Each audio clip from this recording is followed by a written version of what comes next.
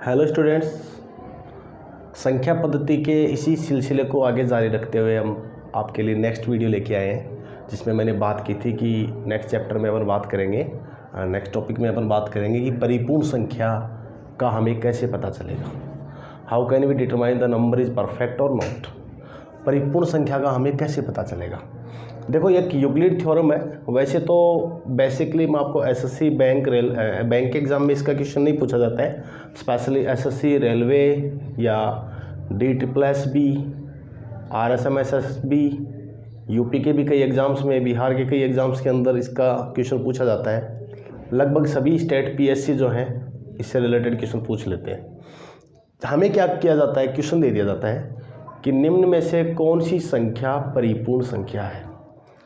Which of the following number is perfect number. तो हमें कैसे पता चलेगा इस बात का कि वो संख्या परिपूर्ण संख्या है या नहीं है। सिंपली लैंग्वेज में मैं आपको बताऊं, इसके लिए आपको सबसे पहले पता होना चाहिए कि डिवीज़र क्या होता है।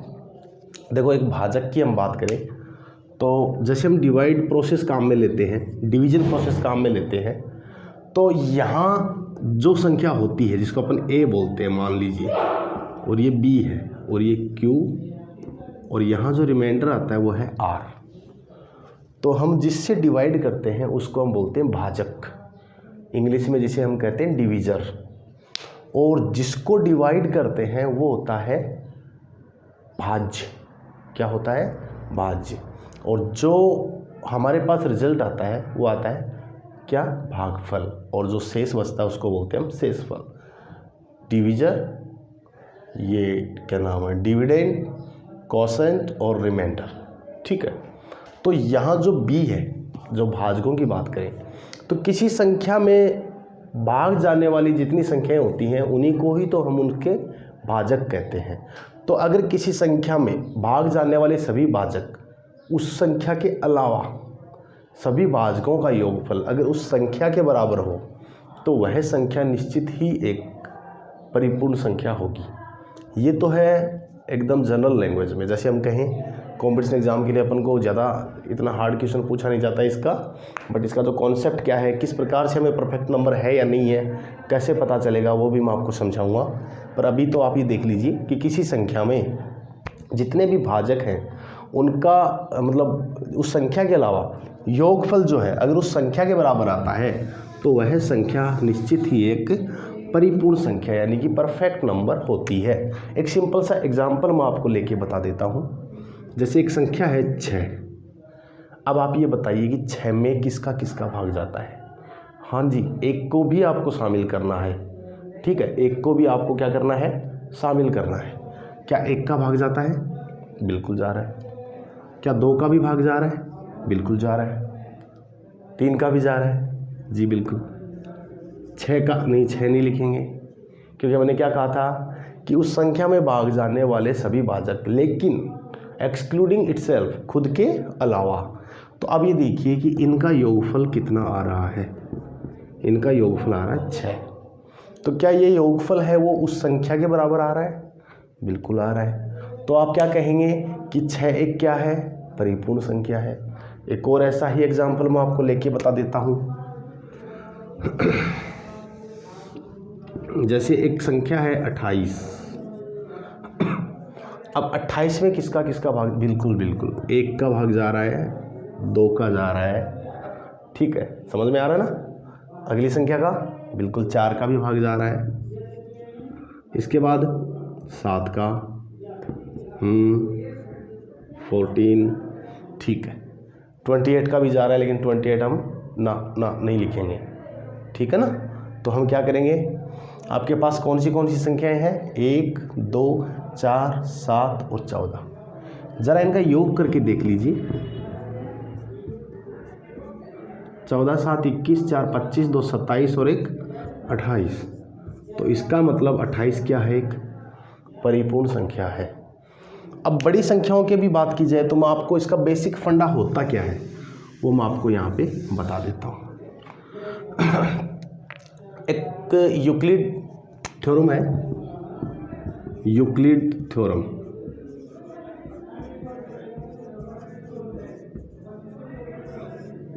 उसने बोला था कि अगर n कोई परफेक्ट नंबर है या नहीं है इसका टेस्ट करना है, we have to determine that n is perfect number और नॉट। हमें ये देखना है n परफेक्ट नंबर है या नहीं है। तो आप हमेशा याद रखें कि वो किस फॉर्म में होगी, 2 to the power k into P. लेकिन वो p किस फॉर्म में होगा, 2 to the power k plus 1 minus 1। तो देखिए सबसे पहले तो आप ये देख लीजिए, p मतलब प्राइम नंबर। तो आप प्राइम नंबर का मतलब क्या होता है, अभाज्य संख्या। अभी हमने पिछले वीडियो के अंदर इसके बारे में डिस्कस भी किया था कि कोई संख्या p क्या है, वो क्या होनी चाहिए, that must be prime number. और ऐसी प्राइम नंबर जिसको 2 की पावर में रिप्रेजेंट करके 1 कम किया जा सके। जैसे आपको पता है, सबसे पहले हम बात करें कि p सबसे छोटी प्राइम नंबर अपन 2 ले रहे थे, अब यहाँ एक लेके चलते हैं अपन 3। तो 3 कैसे आता है, 2 की पावर 2 माइनस 1। देखना आप, 2 की पावर 2 माइनस 1 3 होता है क्या, बिल्कुल। आप कहेंगे सर 2 कैसे आएगा, 2 नहीं आएगा, क्योंकि जो भी 2 की पावर के फॉर्म में अपन लिखेंगे उससे 1 घटा के लिखेंगे, वो प्राइम नंबर होनी चाहिए। अब आप कहोगे सर 2 की पावर 1 क्यों नहीं ले सकते, अगर k को 0 लें, k को 0 लेते हैं ना, अगर देखो आप कह रहे हो कि यहाँ प्राइम नंबर करने के लिए अगर आप k को 0 लेते हो तो p बराबर देखो 2 की पावर 0 प्लस 1 माइनस 1 आता है, बिल्कुल। अब ये कितना हो गया, 2 की पावर 1, 2 की पावर 1 माइनस 1, यानी कि 2 माइनस 1 जो कितना होता है 1। क्या 1 प्राइम नंबर है, अभाज्य संख्या है? नहीं है, एक तो भाज्य है। इसको भाज्य है भाज्य दोनों में नहीं लिया गया, वैसे बता दूं मैं आपको, ठीक है ना। तो हम क्या करेंगे, k बराबर 0 नहीं ले सकते। अब हम क्या कहेंगे, k बराबर क्या लें, 1 लेते हैं। ध्यान से समझना इस बात को, k बराबर 1 लेते हैं तो चेक करो कि भाई जो नंबर प्राप्त होगी वो हमें प्राइम नंबर प्राप्त हो रही है या नहीं हो रही। तो यहाँ लिखिए 2 की पावर 1 प्लस 1 माइनस 1। अब ये कितना होगा, 2 की पावर 2 माइनस 1 जो कितना होता है 4 माइनस 1 जो कितना आया 3। बिल्कुल सही बात है, यानी कि k का मान 1 रखते हैं तो आपको प्राइम नंबर प्राप्त हो रही है, बिल्कुल। तो इसका मतलब क्या कह रहा है ये कि जो p है वो किस फॉर्म में होनी चाहिए, इस फॉर्म में। तो आप क्या कहेंगे कि मैं यहाँ क्या लिख सकता हूँ, 2 की पावर k का मान क्या रखेंगे 1 रख लिया, 2 की पावर 1 प्लस 1 माइनस 1, ये कितना होगा 2, ये 2 की पावर 2 माइनस 1, 2 गुणा ये 4 माइनस 1 होगा बराबर 2 गुणा 3, क्या प्राप्त हो रही है 6 प्राप्त हो रही है। तो हमने देखा भी तो था कि 6 एक परफेक्ट नंबर है, चलो बहुत अच्छी बात है। अब k के अगले कौन से मान के लिए अगली अपन को परफेक्ट नंबर प्राप्त हो रही है, देखते हैं ज़रा ध्यान से देखिएगा। अब आप कहेंगे सर k का मान 1 रख लिया, अब हम k का मान 2 रख के देखते हैं, अभी देख लेते हैं। p इक्वल टू 2 की पावर k की जगह क्या रखेंगे हम 1 रख लिया, 2 रखो, 2 प्लस 1 माइनस 1, तो ये कितना आ रहा है, वेरी गुड, 2 की पावर 3 माइनस 1 यानी कि 8 माइनस 1 जो कितना होता है 7, प्राइम नंबर है। मतलब अपन k बराबर क्या रख सकते हैं, k बराबर क्या रख के चेक कर सकते हैं 2 रखिए यहाँ पे, n इक्वल टू 2 की पावर k इंटू क्या था 2 की पावर k प्लस 1 माइनस, यही तो था फॉर्म भाई, p जो है वो क्या होना चाहिए, यही तो होना चाहिए। तो मैंने p की जगह क्या रख दिया, ये रख दिया। अब चेक करिए 2 की पावर 2 इंटू 2 की पावर 2 प्लस 1 माइनस 1, ये 4 हो गया, ये 2 की पावर 3 यानी 8 होता है, 8 माइनस 1, 4 गुणा 7 यानी कितना आ रहा है 28। 28 भी एक परफेक्ट नंबर है जी, बिल्कुल। अब आप क्या करेंगे, अगली k की वैल्यू के लिए चेक करेंगे, इसी क्रम में हम आगे बढ़ते हुए k बराबर 3 रखेंगे। देखो ये मैं आपको बहुत बेसिक से समझा रहा हूँ, कभी लाइफ में कभी कंफ्यूज नहीं होगे इससे रिलेटेड क्वेश्चन में, ये देखिएगा बहुत शानदार मेथड है। अब आप कहेंगे सर k बराबर 3 के लिए चेक करते हैं द नंबर इज़ परफेक्ट और नॉट। भाई पी के लिए अपन को चेक करना है, सबसे पहले पी के लिए चेक करना है, देन अपन को इधर आना है, ठीक है ना। तो अब देखिए 2 की पावर 3 प्लस 1 माइनस 1 कितना होता है, ये पी प्राइम है या नहीं है। 2 की पावर 4 हो गया क्या, कितना होता है 2 की पावर 4, 16 माइनस 1 बराबर क्या आ रहा है 15। जी भाई 15 तो भाज्य है, 15 अभाज्य संख्या नहीं है, तो कहने का मतलब के बराबर 3 सक्सेस नहीं है, छोड़ दीजिए इसको भी। इसी प्रकार हम अगली संख्या कौन सी, के बराबर 4 पे चेक करेंगे, तो p बराबर 2 की पावर 4 प्लस 1 माइनस 1, ये आएगा 2 की पावर 5 माइनस 1, 2 की पावर 5 32 होता है, और माइनस 1 यानी 31 बिल्कुल प्राइम नंबर है। तो अपन क्या कहेंगे, के बराबर 4 चेक कर सकते हैं। तो यहाँ क्या था 2 to the power k plus 1 minus 1, ये किसकी वैल्यू है, p की। कहाँ से ली, ये देखो, ठीक है। अब देखो किस पे चेक करेंगे, 4 पे, तो 2 की पावर 4 प्लस 1 माइनस 1, ठीक है। ये 2 की पावर 4 आ गया, 2 की पावर 4 प्लस 1 यानी 2 की पावर 5 माइनस 1, 2 की पावर 4 कितना होता है 16, 2 की पावर 5 32 होता है, माइनस 1 यानी 31, तो 16 एकम 16, 16 × 48 और 1 49। तो 28 के बाद अगली संख्या कौन सी होगी जो परफेक्ट नंबर होगी, 496, ठीक है। एक बार और चेक कर लेते हैं, फिर इसके बाद देखो आगे सिलसिला आगे खूब बढ़ा जाएगा, लेकिन हमें कंफ्यूज होने की ज़रूरत नहीं है। हालांकि इतनी बड़ी संख्याएं नहीं है, लेकिन फिर भी आप कुछ परफेक्ट नंबर निकाल सकते हैं। पर एग्ज़ाम में अगर बड़ी संख्याएं दे और टाइम बहुत ज़्यादा हो, क्योंकि बड़ी संख्या देगा तो कन्फर्म आपको एग्ज़ाम में उसी एग्ज़ाम में बड़ी संख्याएँ देगा जिस एग्ज़ाम में बहुत ज़्यादा टाइम मिलता हो। जैसे अधीनस्थ बोर्ड के एग्ज़ाम में, RPSC के एग्ज़ाम में, इनके एग्ज़ाम में क्या होता है, आपको टाइम खूब ज़्यादा मिल जाता है। लेकिन जैसे आप बात करते हैं SSC की, बैंक में तो पूछता ही नहीं है। SSC के एग्ज़ाम में अगर आपको देगा तो छोटी संख्या देगा। आजकल वैसे पूछता भी नहीं है, लेकिन नहीं पूछने के कारण से हम नज़रअंदाज नहीं कर सकते, क्योंकि SSC का अब जो लेवल है वो थोड़ा और अपडेट हो गया है। कैलकुलेटिव क्वेश्चन ज़्यादा पूछने लग गए हैं, लॉजिकली क्वेश्चन कम आते हैं। लॉजिकली जो क्वेश्चन है आजकल रेलवे पुट कर रहा है, बाकी जितने भी क्वेश्चन हैं वो रिपीट होते रहते हैं लगभग। कुछ नया कितना ऐड करेंगे अपन अरिथमेटिक में। देखो अगली चीज़ क्या है, अपन चेक कर रहे थे p = 2 to the power k, ठीक है, और माइनस k प्लस 1 माइनस 1। आपने k बराबर 4 चेक कर लिया था, अब k बराबर क्या चेक करेंगे, 5, तो 2 की पावर 5 प्लस 1 माइनस 1, ये 2 की पावर 6 माइनस 1 होता है, 2 की पावर 6 64 होता है, 64 माइनस 1 कितना होता है 63, फेल हो गया, ठीक है। तो इस पे भी कोई फ़ायदा नहीं है। अब k बराबर किस पे चेक करें, 6 पे, वेरी गुड, k बराबर 6 पे चेक करेंगे। तो p = 2 to the power 6 plus 1 minus 1, 2 की पावर 7 होगा माइनस 1, 2 की पावर 7 माइनस 1 कितना होता है, 2 की पावर 7 होता है 128, और उसमें से 1 घटाएंगे तो 127। अब आप बताइए, आपको मैंने ये भी बताया था कि कोई संख्या भाज्य है या अभाज्य कैसे पता करेंगे।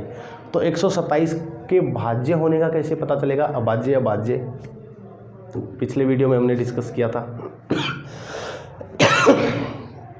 127 से जस्ट बड़ी पूर्ण वर्ग संख्या 144 है, और 144 का वर्गमूल 12 होता है, तो 12 तक की सभी, हाँ क्या लिखेंगे, अभाज्य संख्याएं।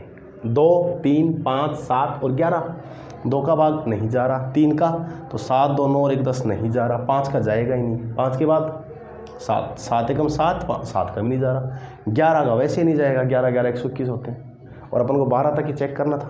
मतलब 127 क्या है, अभाज्य है। तो इसका मतलब अपन k = 6 काम में ले सकते हैं। तो हमारे पास थ्योरम क्या थी, n = 2 to the power k into p, और p क्या है, वो प्राइम नंबर, तो हम क्या करेंगे 2 टू द पावर के कितना लिख रहे हो आप 6, तो 2 की पावर 6 इंटू पी। आप डायरेक्ट भी लिख सकते हो इसको पी को 127, कैलकुलेशन ज़्यादा बड़ी नहीं होगी इससे। अब 2 की पावर 6 कितना होता था 64 गुणा 127 कितना आएगा चेक कर लो। 127 को आप 64 से मल्टीप्लाई कर लो। अभी तो मैं सिंपली बता देता हूँ जैसे आप करते आए हैं, बाद में आपको ऐसी संख्याओं को अगर जल्दी गुणा करना है तो क्या मेथड है वो भी मैं अलग से वीडियो में आपको मेंशन कर दूँगा। अभी आप जो मेथड आप जानते हो मैं वही समझा देता हूँ।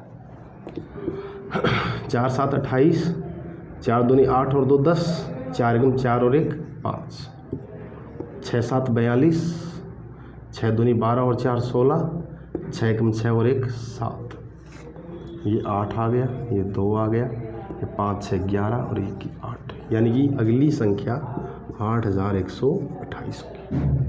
तो क्रम क्या क्या था आपका परफेक्ट नंबर का, कुछ याद आ रहा है? सबसे पहले 6 थी, फिर 28, फिर 496 है ना, 6 28 496 8128। और इसी तरह से आप आगे भी चेक करके किसी संख्या के परफेक्ट नंबर होने का पता कर सकते हैं। तो देखो एग्ज़ाम में ऐसा क्वेश्चन कई बार आपसे पूछ लिया जाता है, जैसे कह देता है निम्न में से कौन सी संख्या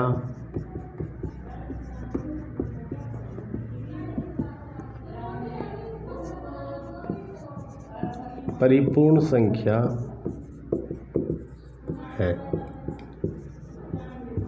ऑप्शन दे देगा आपको 441, 425, 400 और डी आएगा 496। ठीक है, तो जहाँ तक मेरा ख्याल है आपको समझ आ गया होगा। आप तो कुछ संख्याएं याद कर लेना, डायरेक्ट भी हिट कर देना, क्योंकि 6 28 496 8128 इस प्रकार से आगे की सीक्वेंस की कुछ नंबर्स हैं जो आपको बता दी जाएंगी आगे की वीडियोज़ में। आप अभी शुरुआत हुई है, कंटिन्यू रहिएगा। इस प्रकार से हमें क्वेश्चंस करने हैं। और आपको ऐसे भी पूछ सकता है निम्न में से कौन सी संख्या परिपूर्ण संख्या नहीं है। ठीक है, तो आप क्या करेंगे, फिर आपको ऑप्शन देता है ए 28 496 400 और डी है 8128। तो आपको पता है ये परिपूर्ण है, ये परिपूर्ण है, ये परिपूर्ण, आंसर क्या आएगा 400। तो एग्ज़ाम के अंदर परिपूर्ण संख्या से रिलेटेड प्रश्न पूछ लिया जाता है। इसको और ज़्यादा खींचेंगे नहीं, अगली क्लास में अपन डिस्कस करेंगे परिमेय और अपरिमेय संख्याओं के बारे में। परिमेय और अपरिमेय संख्याएं एक बहुत बड़ा इम्पोर्टेंट रोल रखता है एग्ज़ाम के लिए, तो जिनको अपन अच्छे से डिस्कस करेंगे। तब तक आप इसके ऊपर और अच्छे से प्रैक्टिस कर लीजिएगा। मेरे जो पीछे के जितने भी वीडियोज़ हैं, बस आपका इस तरह से साथ रहा तो आगे के और वीडियोज़ भी मैं आपके लिए बनाता रहूँगा। और एक दिन ऐसा आ जाएगा जिस दिन आपके लिए कॉम्पिटिशन एग्ज़ाम के लिए कंप्लीट सिलेबस मेरे यूट्यूब चैनल पे आपको प्रोवाइड हो जाएगा, जिसके लिए आपको कहीं से कोई पेड कोर्स खरीदने की ज़रूरत नहीं है। Thank you.